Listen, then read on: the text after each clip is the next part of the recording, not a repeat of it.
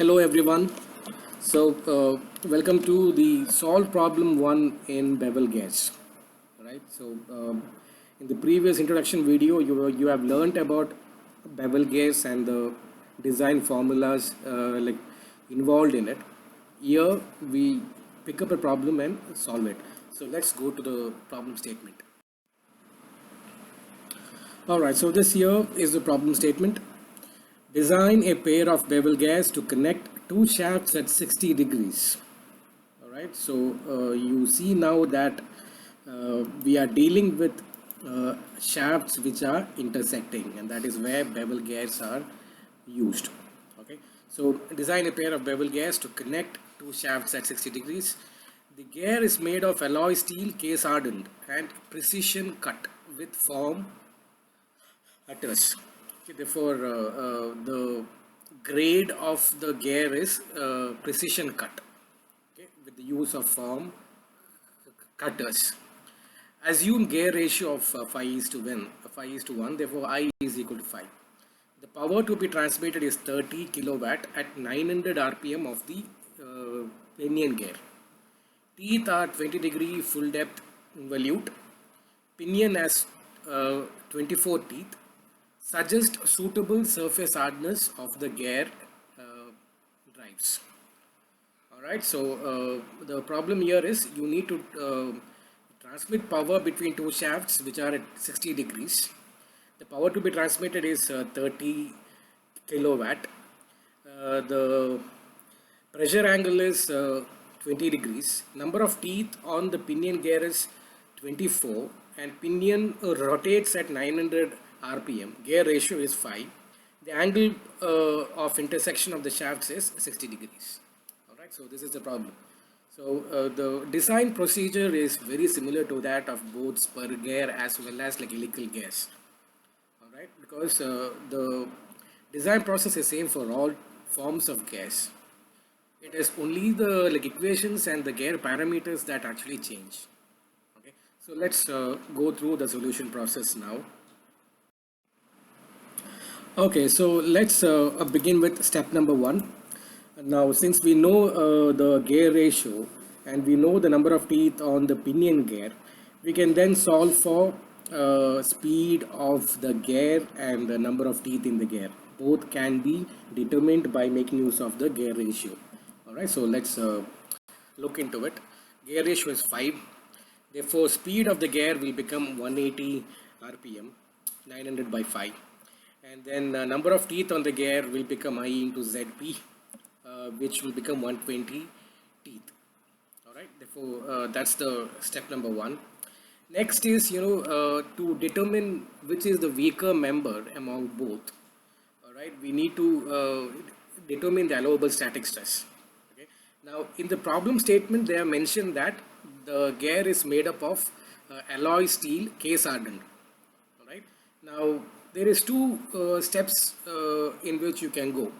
One is you can assume the pinion to be made of alloy steel, case hardened, determine its allowable static stress value and find an equivalent material for the gear.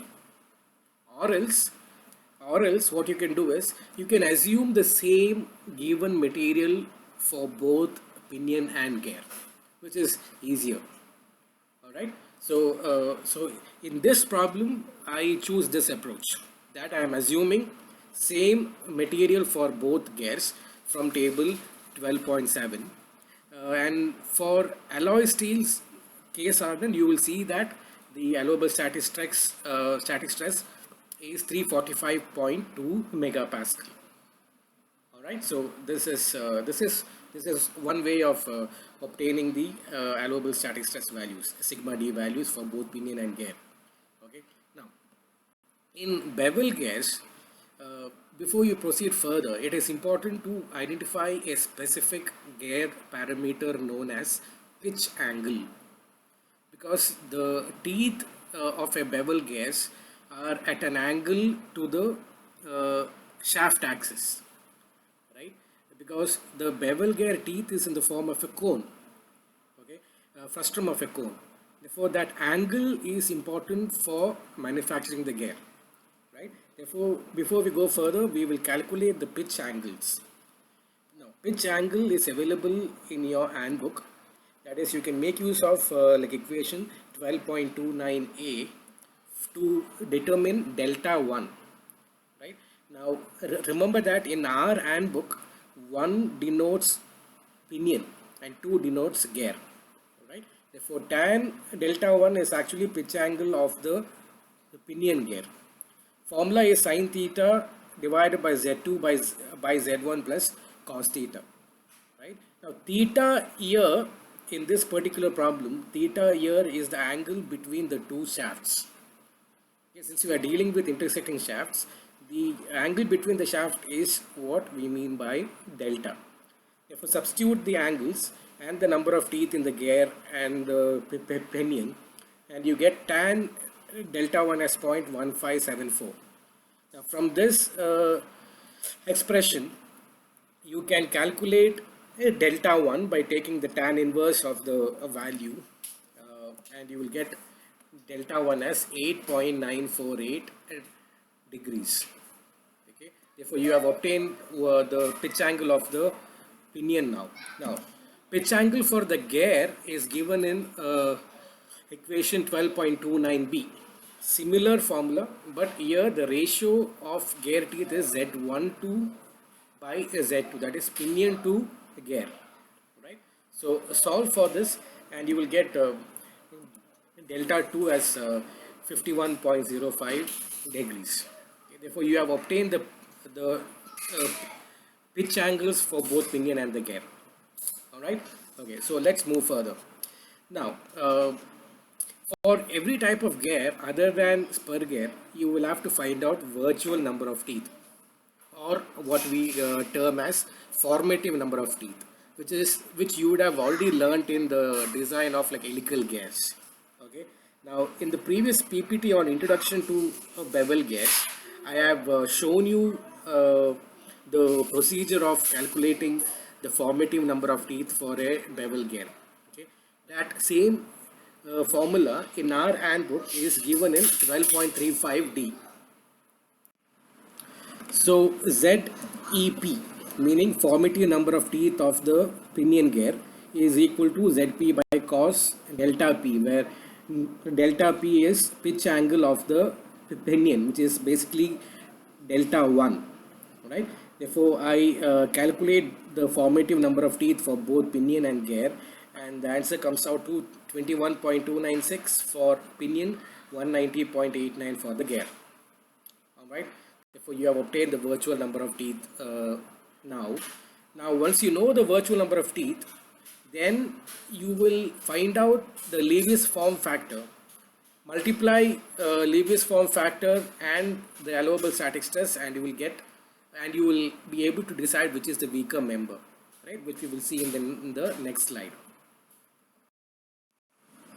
Okay, so after you found out the formative number of teeth, we can now go ahead and calculate the Lewis form factor.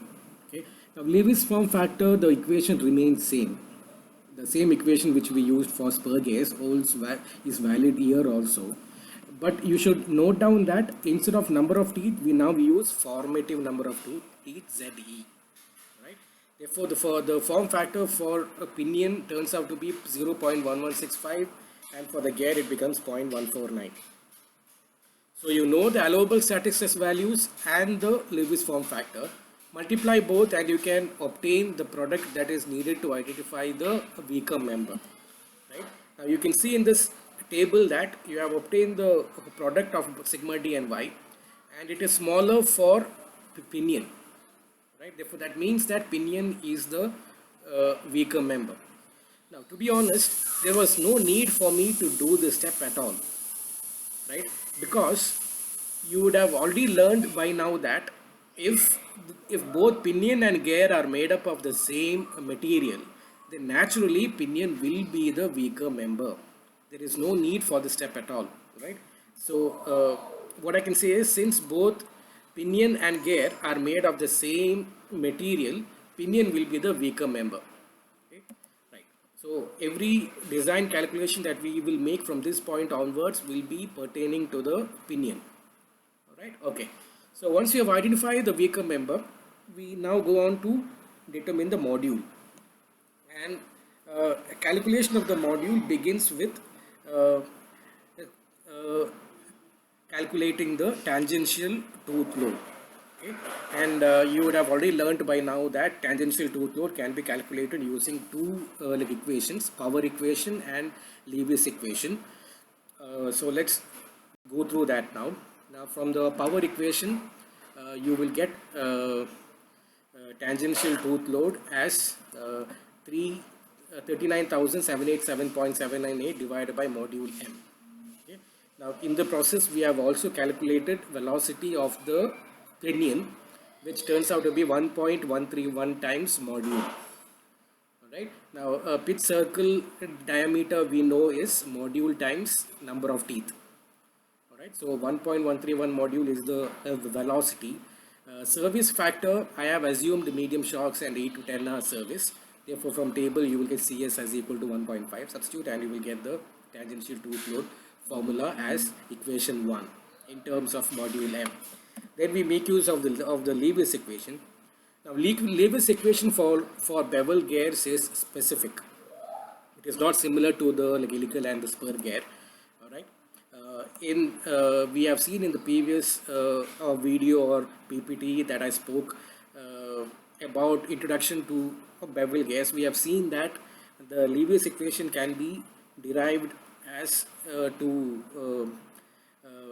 give the Lewis equation in this format here, that is tangential load is equal to sigma d sigma cb by divided by pitch circle diameter PD into diametral pitch into L minus B by L. Now this equation is available in your handbook. Okay, this is known as the bevel factor. L minus B by L is known as the bevel factor. So we will use this formula and get the equation number 2, right, which we will see in the next slide. Alright, so we will try to obtain the second equation for tangential tooth load using Lewis equation.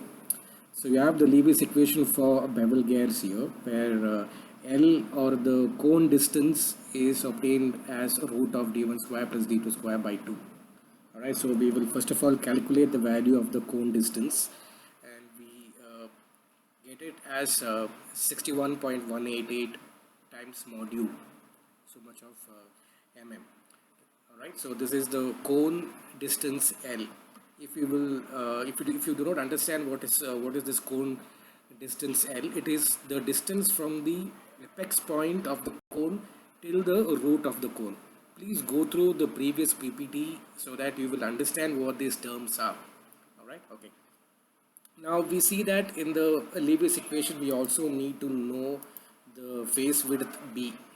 Okay, face width of the bevel gear tooth. Okay, so that is given in equation 12.26 A and B. We will have two options there. That is, the face width should be smaller than or equal to 10 times module, or it should be smaller than or equal to the cone distance by 3. Okay. Now, if I substitute L as equal to 61.188 module, you will get it as 20.396 module or 10m. Now we for good design, it is important that you select the smaller value among both. So smaller value will obviously be less than equal to 10 times module, or we will assume the face width as 10 module. Okay. So now if you see the Lewis equation, alright, there is this diametral pitch PD there. But from the given data, it is not possible for us to determine the tangential tooth load use, because the PD is still unknown, right? And from the data that we have, we cannot determine PD, right? Therefore, Lewis equation in this form is not useful for us. Therefore, in handbook, in the same equation 12.37, the Lewis equation has got an alternate form where PD is not taken into account, but instead you introduce the velocity factor CV. Alright, this is tangential tooth load by taking the velocity factor into account. Now this we can use. So we will switch over to this form of Lewis equation. Substitute all the factors and you will get the second equation for tangential tooth load of the pinion as 1056.57 CV m square. Right? Therefore, you now have two equations for the tangential tooth load. Equate both. Equate both. This is from the power equation and this is from the Lewis equation. We will equate both and you will get CV m cube as 37.64. Now you know what to do. We will have to follow the trial and error approach and obtain a value for a module such that CV m cube is greater than 37.64. Alright, so let's do that. Trial 1, we assume module is equal to 4 mm. Okay, we obtain a velocity as 4.524, and then from the handbook, for bevel gears which are precision cut using form cutters, the velocity factor equation is 3.05 divided by 3.05 plus V. Alright.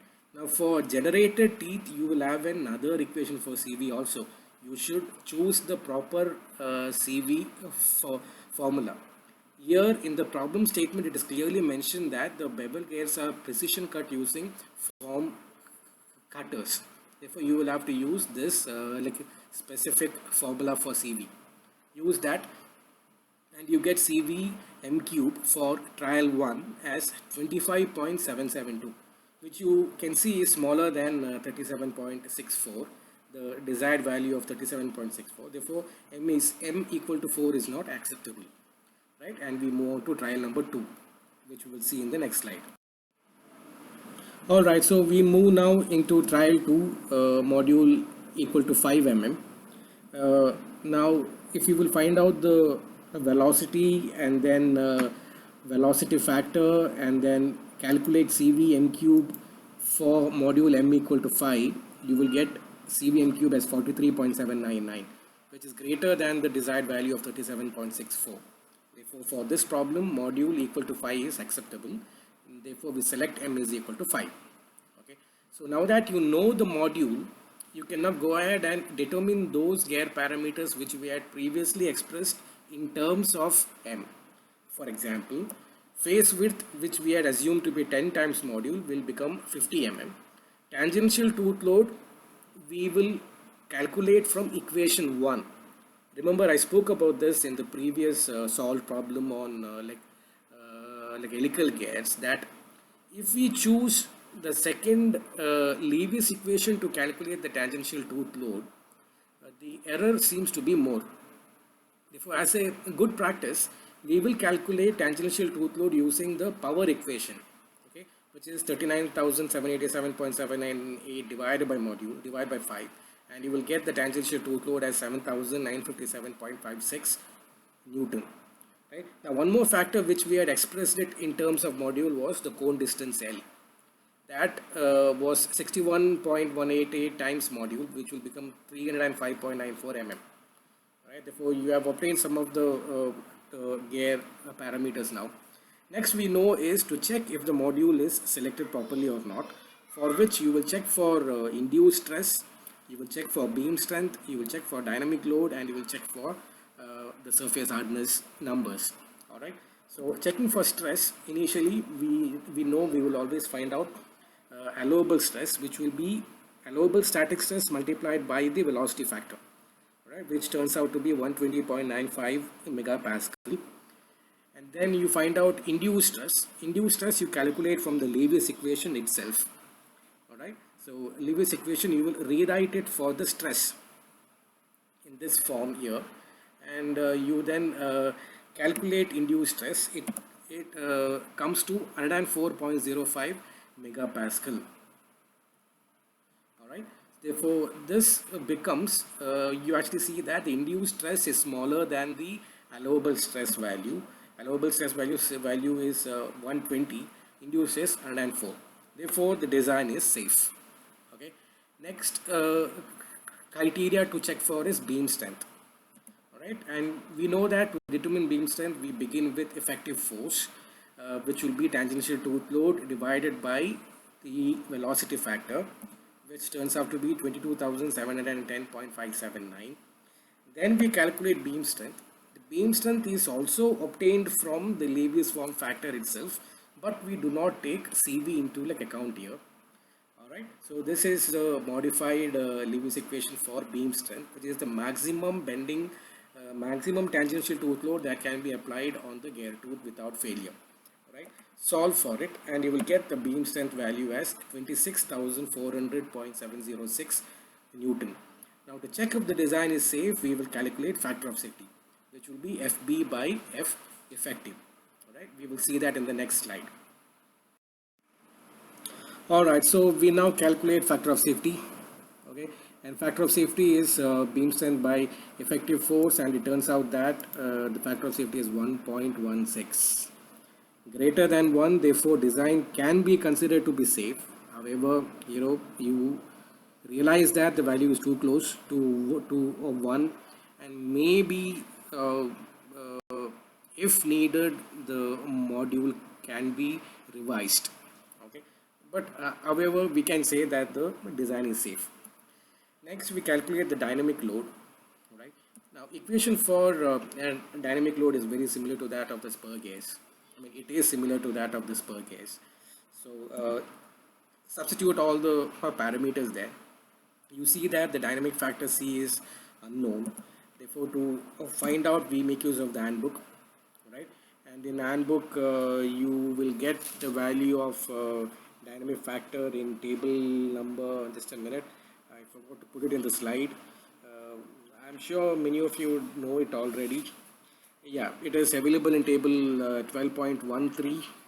Okay, and we choose class 3, right? Why do we choose class 3? Because in the problem statement it is mentioned that the gears are precision cut using form cutters, right? Therefore you can choose class 3, and we have found out module equal to 5. Therefore for class 3 and module 5 you see that the error value is 0.015. Alright, 0.0150. Alright, so from table 12.12 you see that this value of gear error lies between 0.01 and 0.02. Okay, now you need to interpolate between both. For a case where pinion and gear are both made up of steel, therefore it is steel and 20-degree pressure angle. Okay, so you do the interpolation in table 12.12, determine C. C turns out to be 171.65. Substitute the value of C into this dynamic load equation, and you get dynamic load as 15,831.72 Newton. So we have obtained the dynamic load now, using which you can calculate the wear load. Right? Wear load equation for bevel gas is given in 12.41. Alright, so it will be D1BQK divided by cost times cost of the pitch angle. Okay, we have taken delta 1 because we are designing for the pinion, right? Okay, so you also see that here it is QE. Okay, the ratio factor is QE, which you can solve using 2 times ZE2 divided by ZE2 plus ZE1. You see that we are making use of the formative teeth numbers here. Alright, so substitute that, you get it as 1.77. Okay, and we know that for safe design the wear load should be at least equal to dynamic load. Okay, so equate it to 15,831.72. solve for K. K turns out to be 1.47. so we go back to table number 12.16, and for steel and 20-degree pressure angle, closest to 1.47 is 1.599. Therefore, you can choose the hardness number of gear as 300, and for pinion it becomes 350.